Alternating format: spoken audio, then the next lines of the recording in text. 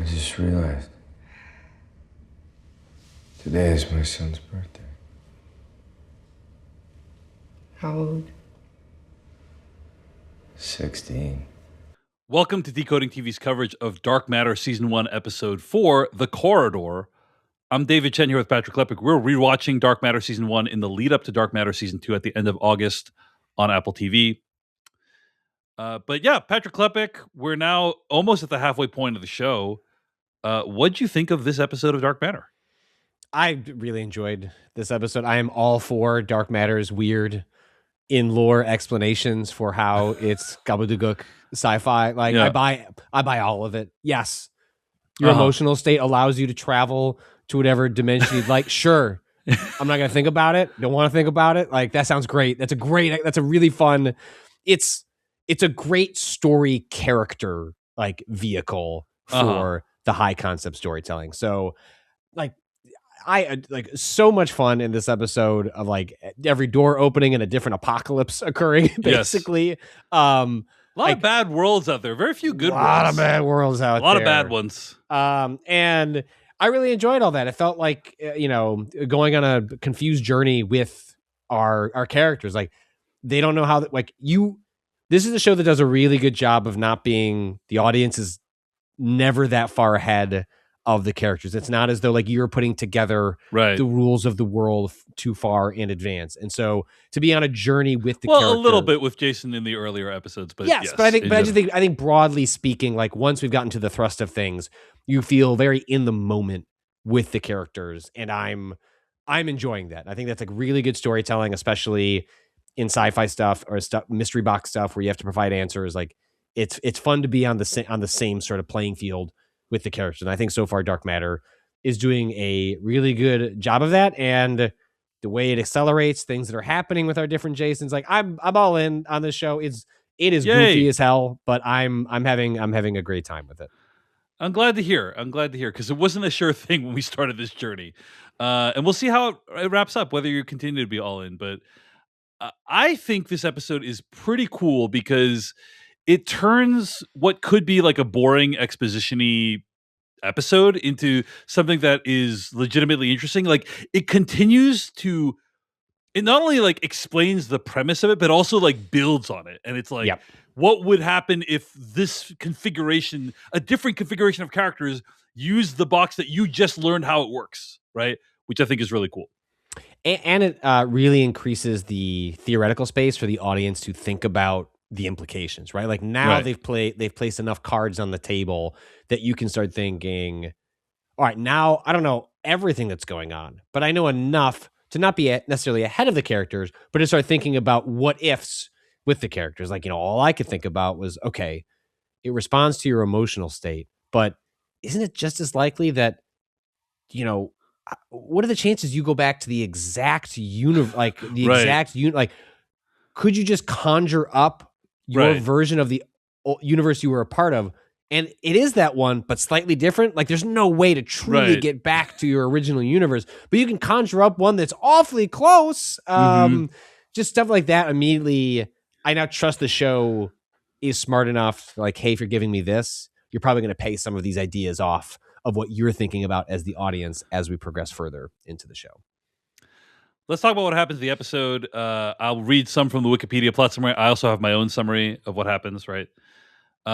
First thing that happens in the episode is Leighton goes after them, right? At the beginning of the episode. And everyone says, hey, you got to stop. And then he says, there's nothing left for me in this world.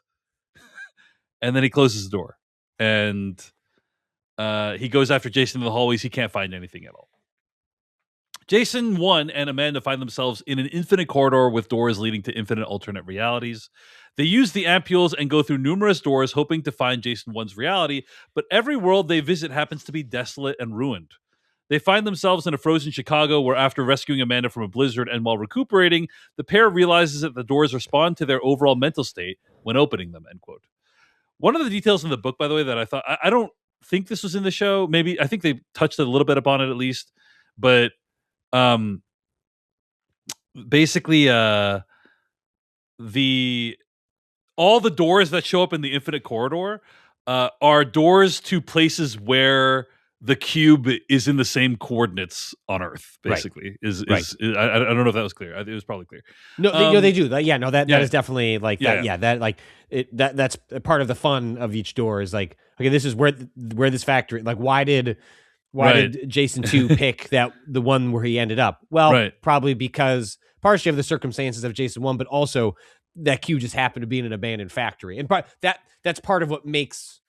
When that aspect of the rule set, the rules of the world are revealed, it's like, oh, of course that's why he picked this one, because it's in a place where nobody is going to find it. Yeah, and you also see that is the opening scene of the show, I believe, is him going into. So he must have been like looking around, and he's like, "Oh, hey, this one looks pretty cool." Cool. Anyway, yeah, cool. I wonder if Danielle is around in this one. Okay. So what else to mention about the quarter? I like that he explains like, hey, this is just your brain. Like he explains there's not actually an infinite corridor of doors, right? This is just how your brain is interpreting information so that you can like interpreting like superposition and multiple realities, which is cool. Like, one of the things I've learned as I gotten older, Patrick Klepek, is how your brain tricks you. Like your brain is just making stuff up at all times, right? In ways that we don't know.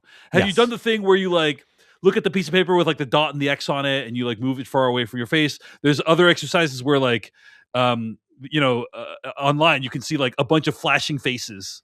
And if you look at one spot on the image, the faces start to become increasingly deformed and terrifying, right? And it's like, it's because your brain is just making shit up. It's just like, this is the best I can do right now with the information I have. so like, it's even as simple as like explaining that to my kids one time. I was like, what color is that? Blue. Why? Explain to me why it's blue. It's just blue. Okay. What does that mean? Like, how do you know? And she's like, you're being weird. I was like, okay, fine. But yeah, that's it. Again, I think that's a very cool explanation. Like, yes. Did I need to have? This is one thing that the show does really well. Sounds like the book does as well. The things it chooses to explain, it doesn't have to. Like, if you didn't never explain to the hallway, like I probably would have been fine. Like maybe I just would have intuited that, like, oh, I guess this is just how. But once they said it out loud, I was like, oh, does that actually how it would work? But like vibes based, like that sounds good enough. Like I like that explanation for what the hallway is, and that's constantly what seems to be happening in the show. Is like, in terms of the science, who could say? In terms of like, does that make sense in the show that's been presented to me so far? Yeah, like that does make sense to me. Yeah, it's a cool concept that there's no hallway here. Mm-hmm. Your brain is interpreting it as a hallway, which I like that a lot. Okay, Patrick, gonna need to ask for your assessment. We see multiple bombed out versions of Chicago. Yeah, bombed out like Arc Raiders level. Chicago is completely destroyed and depleted. It's not great.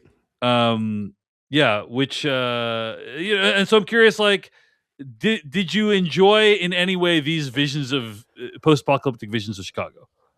Yes, it is fun to watch, like the nearest big city, the city that like is at, you consider your own, even if I didn't, grow up there, watching different versions of sort of like this distant shot where you can sort of see Navy Pier like off in the distance, like gives a really good iconic scenic look at the city in general. Like just different fucked up versions of Chicago. Like it just doesn't happen very often. Like that's not usually what I get. And so I was truly delighted every single time the owner's like, and behind this door is Chicago with no atmosphere. Like, oh, we have a winner and a loser behind this one. So I truly delighted in each different, and I'm sad that we're probably done with that version of the show. I guess now that they understand how the powers work, we're not going to see. They're not going to willingly subject themselves to horrifying, but life-threatening things. In theory, if you wanted to weaponize the box, right? Like you could conjure. Yeah.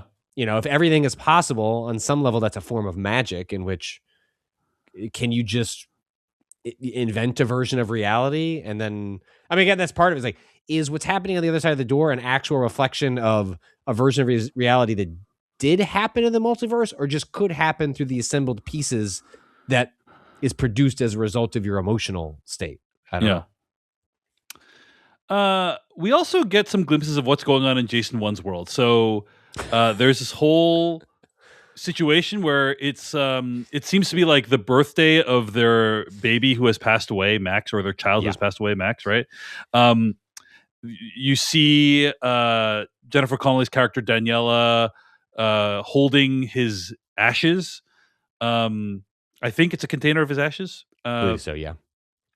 And then he had like a box with all of his stuff as well. Meanwhile, Jason 2 is telling his son to speed up at that intersection instead of slowing down. Have you been to that intersection? Is it a real place, by the way? Yeah, I'm pretty sure. And doing a bunch of other erratic stuff. So, according to Wikipedia, Jason 2 quits his job and approaches Layton in Jason 1's world, hoping to procure funding. After Jason 2 previews the box's capabilities and explains its function, Layton agrees to pay Jason 2 a lot of money in return for providing him with ampules. Daniela and Charlie discuss Jason. In fact, Jason 2's change in demeanor after he missed their deceased son Max's remembrance, while Jason 1 and Amanda bond inside the box, and an injured Layton from Jason 2 emerges from the box to a devastated world. End quote. What are you going to say, Patrick? It's big L's for like other Jason on the other side. Like he was studying this guy for months. Not enough months to know that he had a dead son that needed to be honored.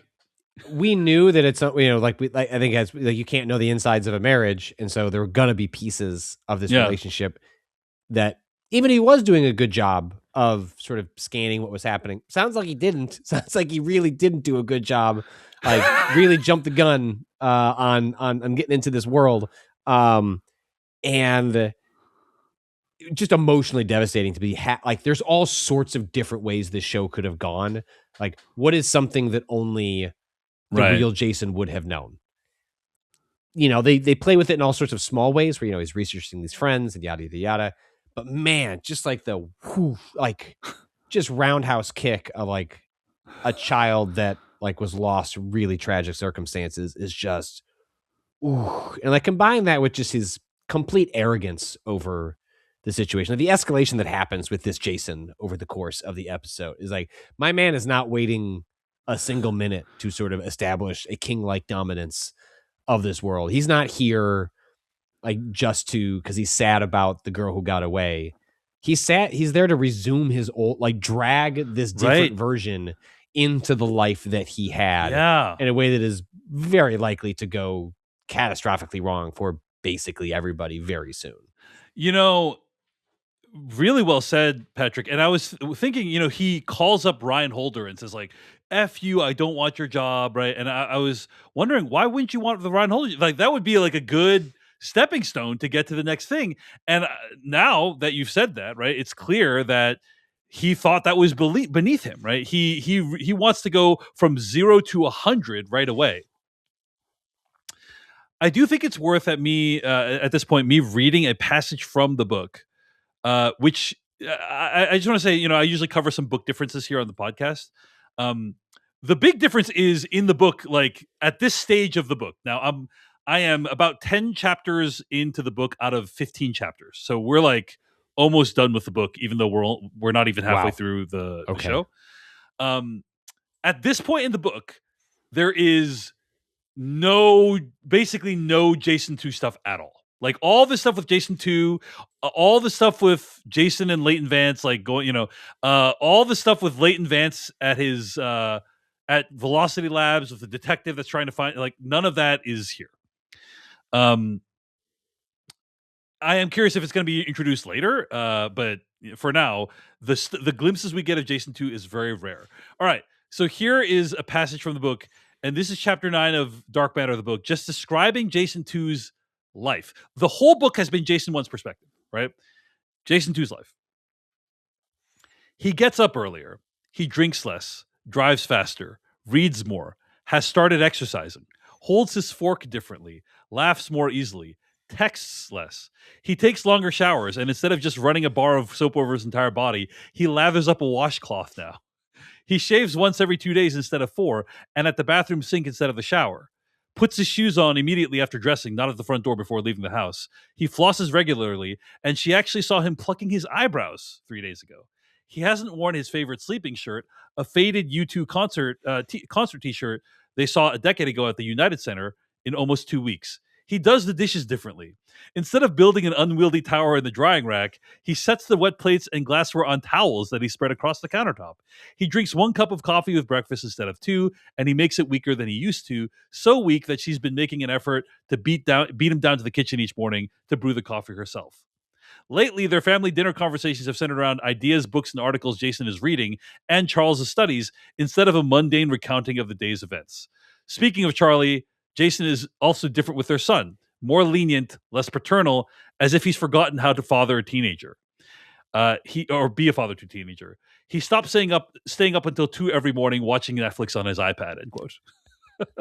So these are like some of the ways that she notices That's really that he's good. different, right? And it's like each one individually is not a big deal, right? But the collective of all of them is like, wow, this is like a different person, pretty much, right? Like if your wife observed all those changes that I just listed in you, they'd be like, something is weird here, right? Like something is very off, right? Well, yeah, I mean, it's the equivalent of, people act differently when they're in a bad mood or they're sick, and you can always sort of cordon off, like, oh, the reason they're acting this way is because oh, they're tired or they're sick or they're in a bad mood, etc. But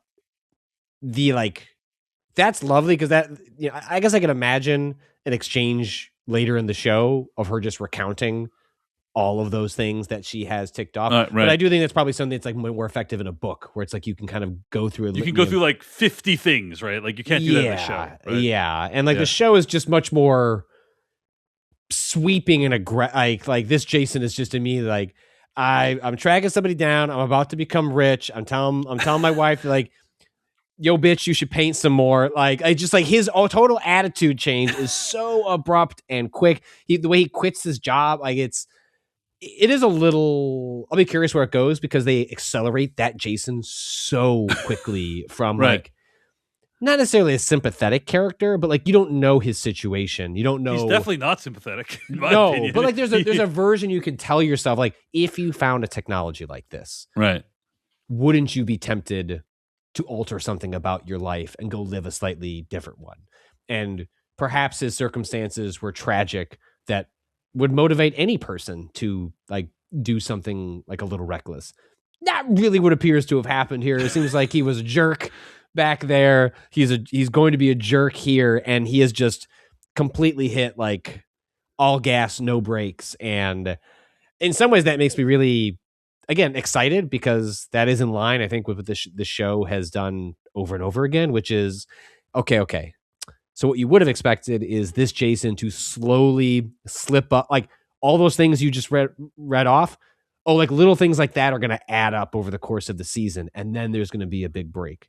And instead it just feels like, screw it. Like we're just going to have him completely change type by the end of this episode where he is unrecognizable from the Jason that was here just days before. Well, I think the show is trying to make a point about human nature, right? Which is that you can't just swap lives with an alternate version of yourself, because that alternate version is the accumulation of all the experiences and sensibilities and decisions that have led to that point. Yep.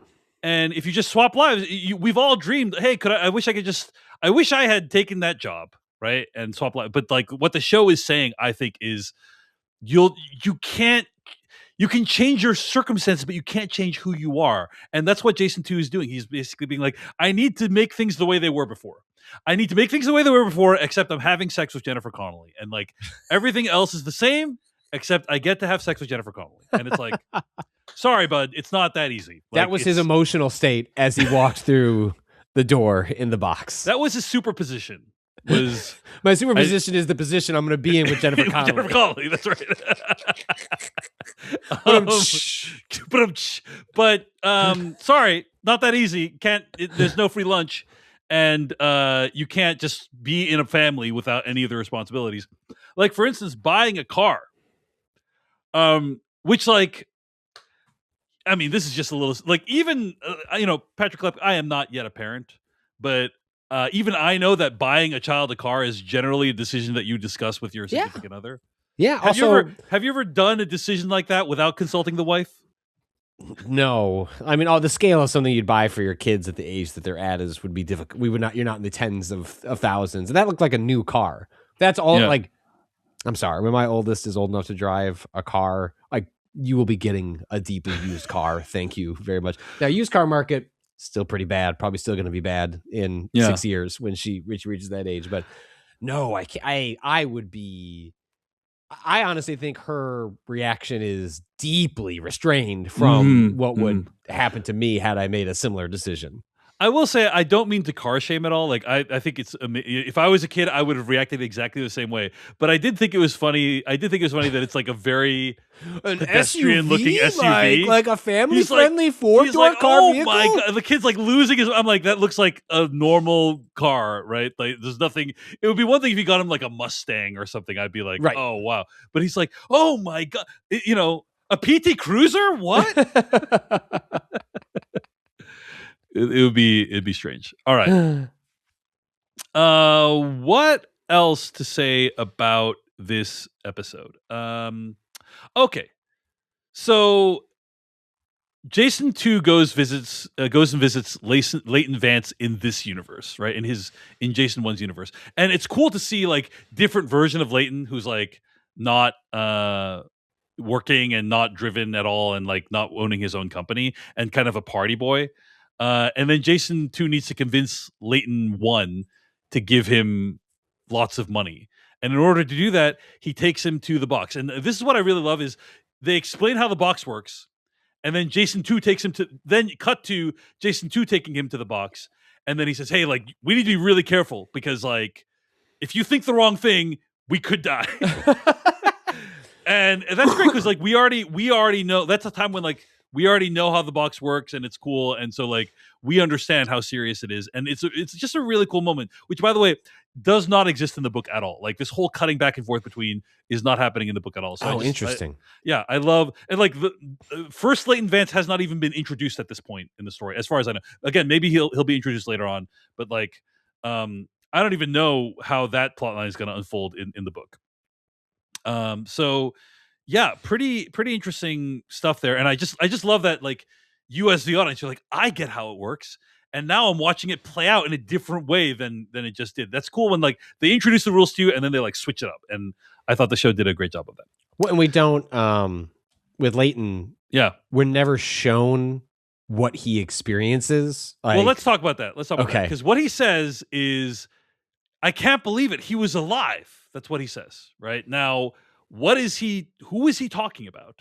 Right. I believe he's talking about his grandfather who died in this universe, I believe, and then passed the business on to his father, who Leighton hasn't spoken with in years. Right. I think that's what it is.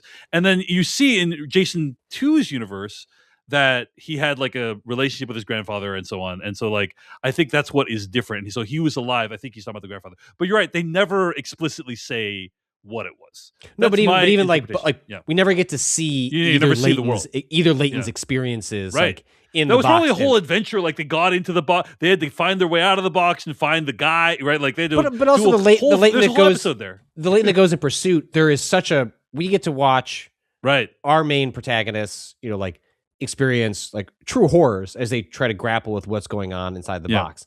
But even Leighton does not know what happens inside, and like this version that's chasing them.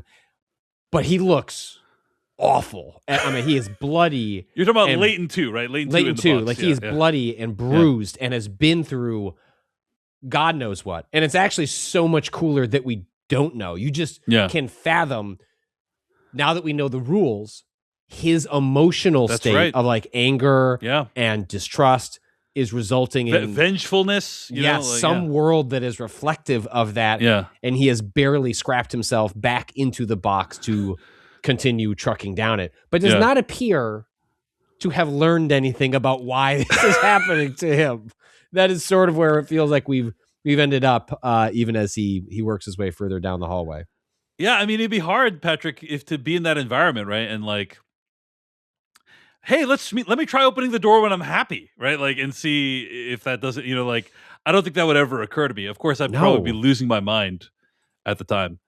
But yeah, anything else? Oh, I did also find the stuff between the Jasons to be like they cut back and forth between Daniela and Jason 1 in Jason 2's universe and talking about Max and their whole backstory and how like important that was to them. By the way, as far as I know, Max is not a thing in the book.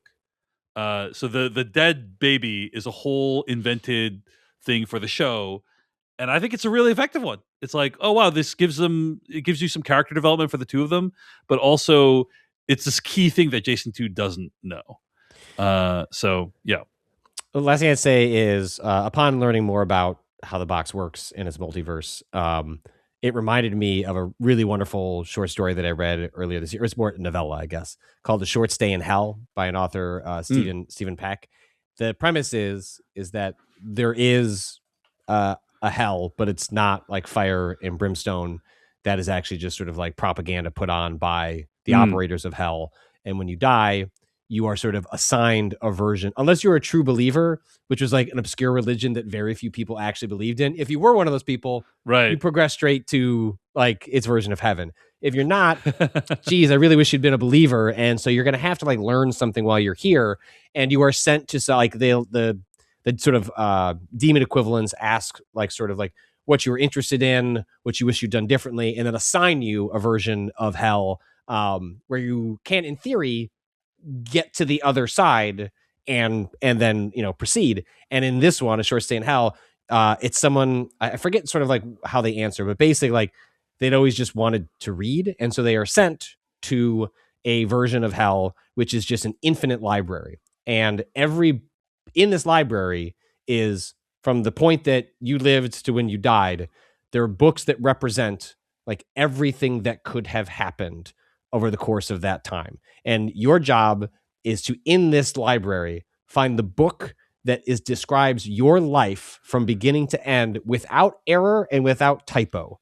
And it doesn't go well for the protagonist in that story. They do not find an emotional trick necessarily but it's existentially terrifying and reminded me a lot of Dark Matter as we were talking about it here. So A Short Stay in Hell. I gotta read this. It's really, really good. Don't get tempted. A Short Stay in Hell by Stephen Peck is the Stephen Peck. Do not get tempted like I did into like, man, this seems like a really great format for an anthology series. There's one called Windows into Hell that was a bunch of guest authors. I read the whole thing. There's a couple of standouts, but it's mostly a miss. So I would stick with A Short Stay in Hell. Highly, highly recommended. All right. Patrick Klepek, any other thoughts on this episode of Dark Matter, episode 4 of season 1?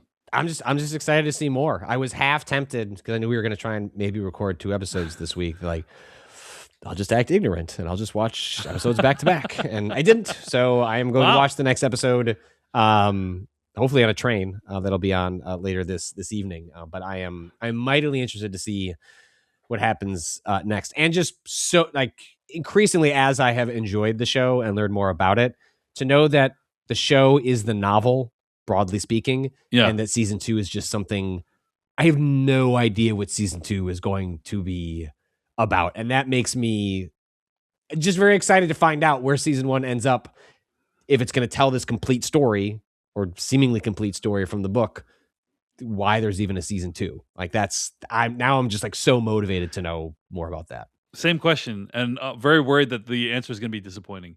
All that said, we're having a great time talking about this show. We hope you are enjoying listening to us talk about it.